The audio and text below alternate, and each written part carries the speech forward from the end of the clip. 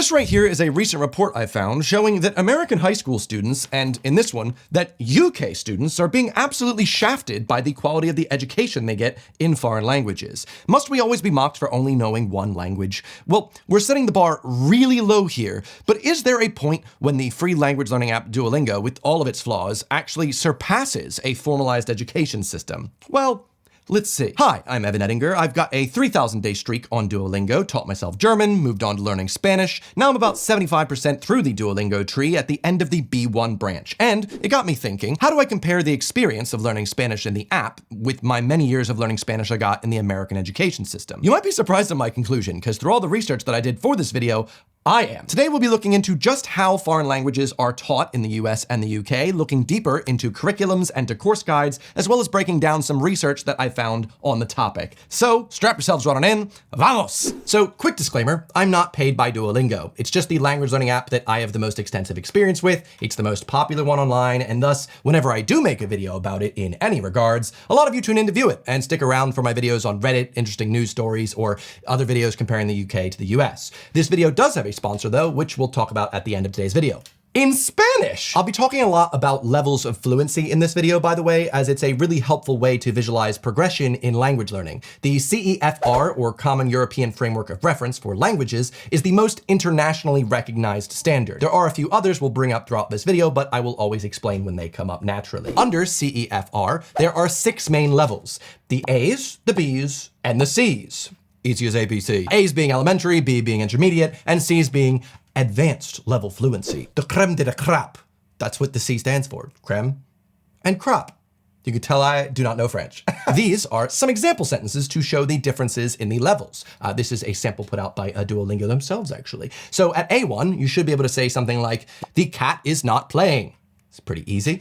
You move on to A2, still elementary, but a little bit more advanced. You have, let's try moving the toy more. Now you have some verbs supporting other verbs. You have the sentence just a little bit longer. Then you have B1 with, let me try. He'll play more if we wiggle the string.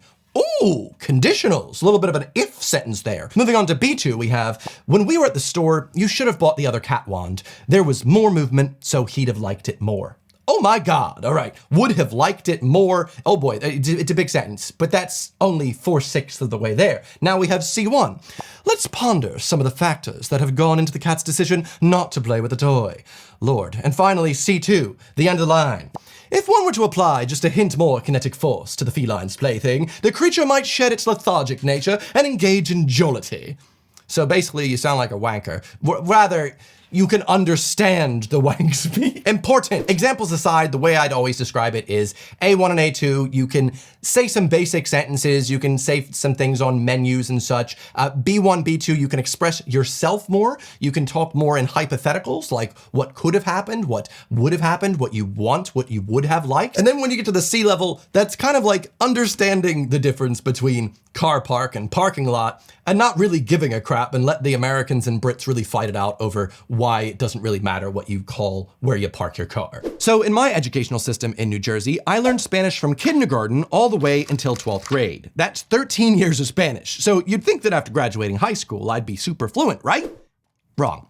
You see, they started us off in the 4th grade with some basics. Hello, goodbye, the entire Pledge of Allegiance in Spanish each and every day. You know, important Spanish to know. A lot of the words, I don't even know what I was saying. I'd say most of them because I was in 4th grade. I just knew to say, prometo fidelidad a la bandera de los Estados Unidos y a la república que representa una sola nación, bajo Dios y libertad y justicia para todos. I actually don't even know if I've missed out on some things, but that's up here. Important to note here, America is a very big country. Your access to Spanish in Scotland, South Dakota is going to be very different to mine in Deptford, New Jersey. In my home state, a foreign language is mandatory from kindergarten to 9th grade. If you're interested in a more in-depth look into some American high school curriculums, including Scotland, South Dakota, funny enough, I've got that linked above. Now, California has a 1-year minimum foreign language in high school requirement, though American Sign Language does count as a foreign language, and some states allow computer programming to be taken in exchange for a foreign language. And to be fair, learning C++ and such is learning a language, but not necessarily to communicate in the way that we're talking about here. I think both should probably be mandatory. I don't know, that'd be pretty useful, right? But then we even have many states like Idaho that have no requirement for any foreign language learning at all. But they do know their way around a potato. una papa. Don't get kinky with me. It meant potato. That's papa, all right? I learned this. First grade. So first year of high school is Spanish 1, which is another giant review of everything you've learned for the last 8 consecutive years, but in high school this time. If you don't know how to ask to go to the bathroom at this point, there truly is no hope for you, okay? Alphabet, numbers, weather, some basic Spanish verbs. Towards the end of the year, the future tense is introduced. Well, the near future tense. Ir plus an infinitive as opposed to conjugating the verb for the future. Something I literally never learned in my 4 years of learning Spanish in school, which is surprising. To help make sense of this to those not learning Spanish, in my American high school, I never once learned the Spanish equivalent of I will run, he will cook, you will subscribe. Instead, I learned I am going to run, I am going to cook, you are going to subscribe to my YouTube channel. It's little differences like that, but I just find that very surprising. Vas a suscribir a mi canal de YouTube, right? Right? So when I did get to that section in Duolingo where I actually learned there is a future tense and not just going to do something, I was like, whoa! How did I not learn this in high school? Now, Spanish 2, you finally learn some new things, all right? You get to focus on different forms of to be, ser and estar, past tense preterite conjugations, and some vocab and irregular verbs. From my recollection, a huge amount of my Spanish 2 experience was memorizing shoe verbs, or verbs which have a conjugation table that sort of looks like a shoe. That is pretty much all I learned in Spanish 2. Look for the shoe, how to detect a shoe. This is something that has not been taught in Duolingo in the slightest, and I feel like maybe it slightly helped me, but not really, because I'm never really thinking about if something is a shoe verb or not. Through Duolingo's like bash method, I'm just like, oh, I think I know what that means. Usually I'm correct. In Spanish 3, we learn the imperfect tense, subjunctive, present perfect, and we do not focus on vocabulary. Clearly not. And then Spanish 4, you finally get to do something that you actually want to do. Watch Shrek 2 en español. Necesito un héroe. Yeah, after 4 years in US high school, and for New Jerseyans at least, a further 8 years before high school, we can finally start reading some Spanish literature. But from what I can remember, in my Spanish class, we never really got to the point of reading anything in Spanish outside of the small short stories that were included in like the little textbooks that we were reading. Nothing really big, no big literature. So I kind of feel robbed a bit, to be honest, because judging how many things I didn't do in American high school for Spanish, it makes me want to ask, how do we apply this framework to how the American education system works for learning foreign languages? Well, the way that American public schools structure the day can vary wildly even within the same county. I had 9 periods per day. I know, ladies, really rough, but at a school 20 minutes away in the same county, they had block scheduling. So whereas I had 3rd period Spanish every school day, and it lasted just under 45 minutes, Salem High School had 90-minute classes, but were only 4 per day. So some days they'd have a block where they'd learn Spanish, and other days they'd have a block where they learned math. That's neither here nor there. Different type of video. I've made a topic on this in the past, but either way, I'm running off of my experience for this. So 45 minutes per school day, and this is just for guided instruction. I'm not even counting homework in this calculation, so including that number is probably going to be about 33% higher, depending on how long it takes you to do your homework. There are 180 school days per year, and we're assuming that you're like me and didn't miss a single day of school for all 4 years of high school, and you got a little plaque for it. A plaque.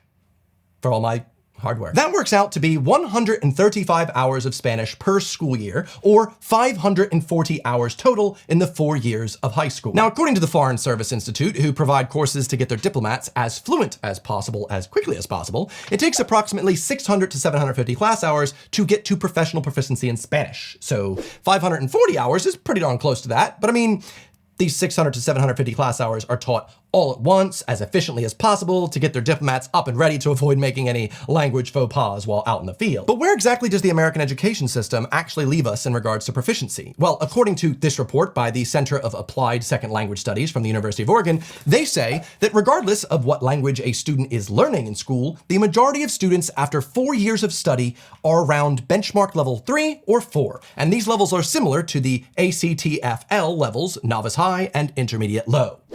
All right, it's a bit of jargon there. They did provide these tables with the data for us to look at. So this might be very confusing as they decided to use their own standard and then link it to the other American-only standard, the ECACTFL or whatever it is, as opposed to the internationally recognized CEFR. But Luckily, they're roughly comparable, so let's translate them. So when they say that the average student, regardless of language, is around benchmark level 3 or 4 by the end of their 4 years of studies, that translates to novice high or intermediate low in the ACTFL, the American standard, which translates to the CEFR as A2 or B1.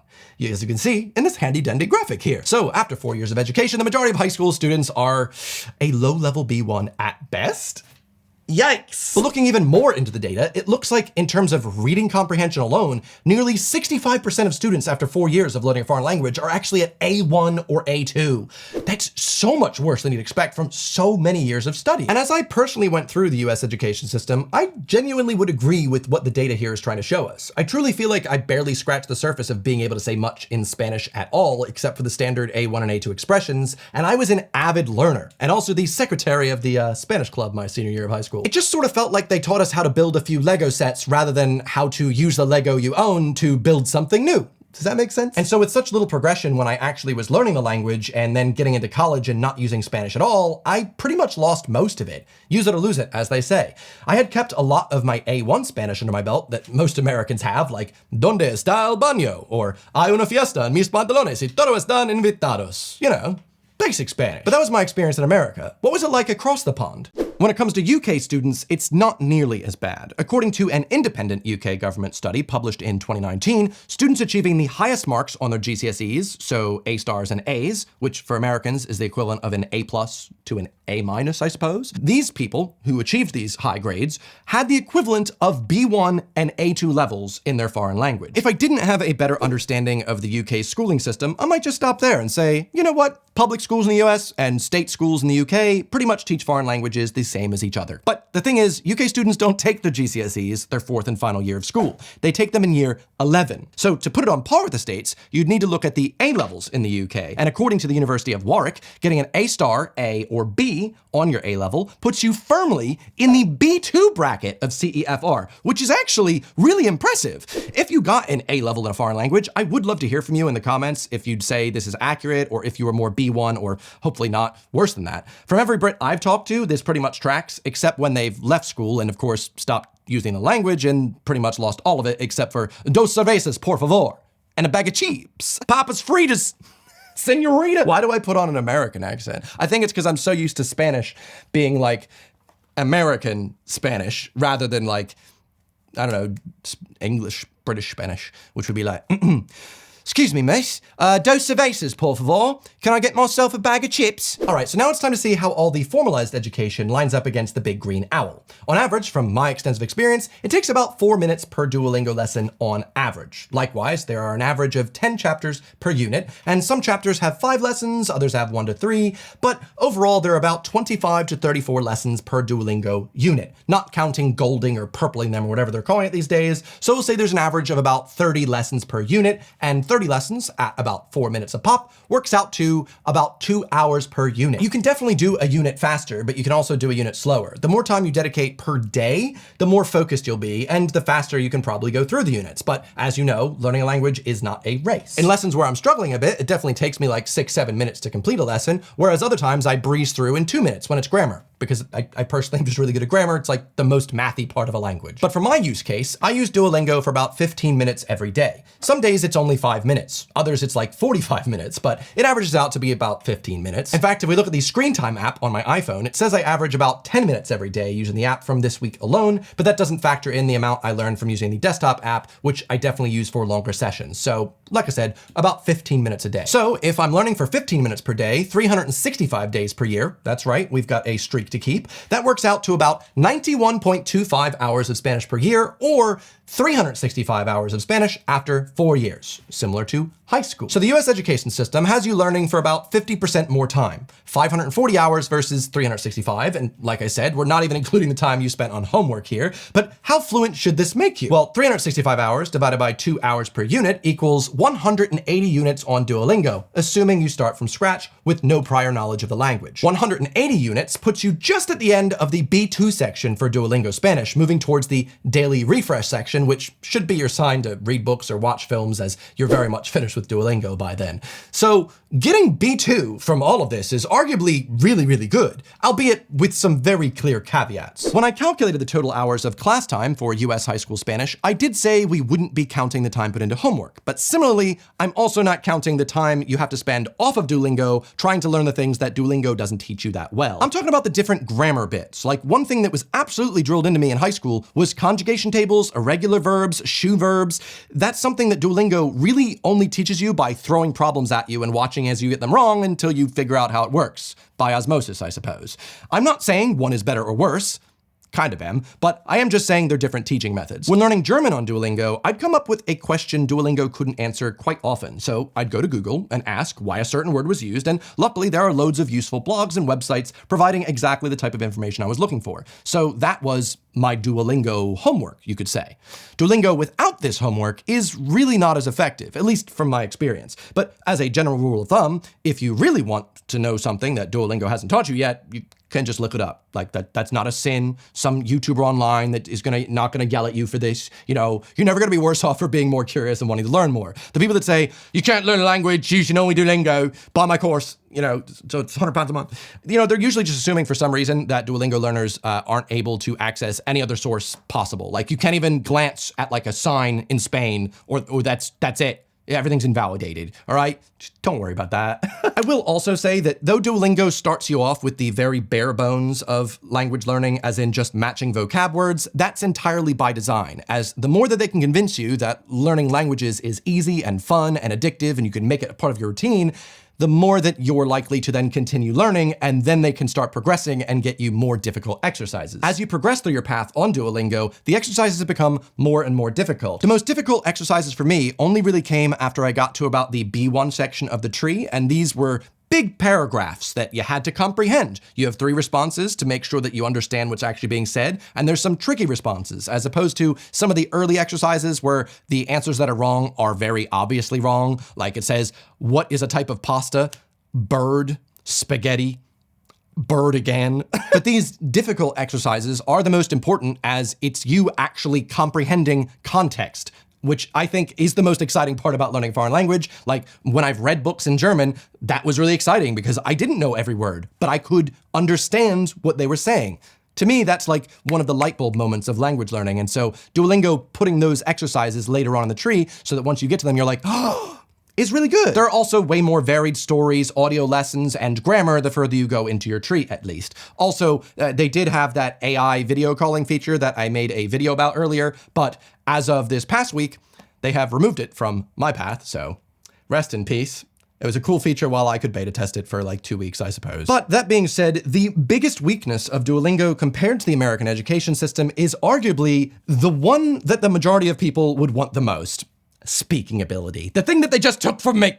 You can repeat the exercises aloud all you want, but that's different from applying to someone's spoken Spanish. And in school, we have to split up into pairs often to practice our Spanish, which, sure, we might have been taking the piss and not taken very seriously often, but it is super helpful still to just get that small amount of actual useful Spanish. Some of the most useful aspects of the German courses that I took in Munich and Berlin were those same breakout rooms where I got to chat with a partner in German with no English being allowed, especially because a lot of times the other people that I was with didn't know much English. So it was honestly perfect. But that's the type of thing you're not really going to be getting from Duolingo that real, actual teaching classes in school are going to be able to provide. So for someone like myself who's just at the end of the B1 section of the Duolingo path, being able to use my spoken Spanish in any regard would be vital to actually building towards conversational fluency, which is why I use my Spanish at any point that I can, such as when I'm picking up packages with my postman, who coincidentally does speak Spanish, so it's just very useful, even if it's just things like, do you have my packet? This is my address. Oh, you know who I am? Well, that's cool. Nice to meet you. Know, that's cool. I'm actually using the Spanish, and for what I'm using it for, it's better than nothing, right? Right? We all have different goals with language learning, and it's important to celebrate when we make progress. To some, with more practical reasons for learning a language, such as, living or working in the country the language is spoken, shooting for a C1 or C2 level understanding makes sense. But For someone like me, where language learning is just a fun hobby while living in England, having full conversations in Spanish with my postman at B1/B2 level allow me the ability to communicate in a language that's not English and be understood, thus making me conversationally fluent by this alone as a metric. But really important to note here, I think one of the biggest traps that people can fall into when learning a foreign language is seeking some end goal of fluency. When fluency really is a sliding scale. There's like this sliding scale of your ability to speak a language, not necessarily this end goal of fluency, but just like the ability to communicate effectively. You can still make mistakes and such, but you're communicating, you're being understood, and you understand people, then that is on that scale of fluency for you. And the good news is, if you did learn a foreign language in school, but you haven't used it since then, like me, you probably lost a lot of it. But if you do start back up and decide to learn at your own pace, for your own reasons of just wanting to learn and have some fun with it, you might be surprised at how quickly it comes back to you. It's similar to working out after you've not been in the gym for a while. Your body just kind of remembers. You got that muscle memory, which is nice and hopefully more motivating as you speed through the beginning to then maybe just hit your own goals. So before we wrap this up with a tidy little conclusion, I'm now going to attempt to do an entire ad read in Spanish with English subtitles. Quería tomarme un momento para agradecer al patrocinador de este video, NordVPN. Si no lo sabías, NordVPN es una red privada virtual, pero no cualquier VPN, es la más rápida del mercado, con más servidores en más ubicaciones que cualquier otra VPN. ¿Qué significa eso? Bueno, una gran razón es que tu ISP puede bloquearte de visitar ciertos sitios para ver ciertos programas.